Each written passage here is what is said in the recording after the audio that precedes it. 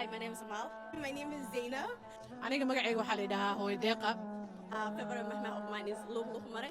لازم نبي معنا. taladaa la ruugin waa lagu rafaadaa waxaadan ka fiirsan way kula fogaadaan On waa iftiin la'aan. ciidda aniga waxaan sameeyaa runtii I focus my family hooyaday walaalahay iyo ilmahayga iyo ayeeyada ilmaha oo ahay ayeey ahay iyo maaragtay special oo aniga maalin aan siiyana way jirtaa markaa ilmahayga la qaato We read, we go to my Ayayo's house, we hang out with Ayayo, and then we do a visiting family tour.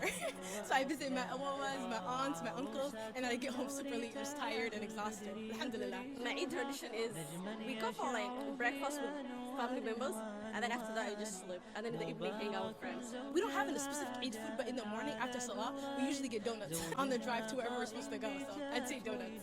Shishimo.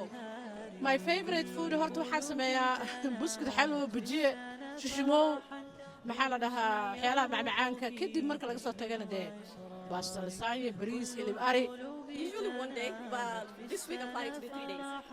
minimum 3 beri I think because of school and work, I usually just celebrate one. It's like I can only get one day off, but inshallah this Eid all three because we have a Friday, Saturday, Sunday. We're gonna celebrate all three hardcore.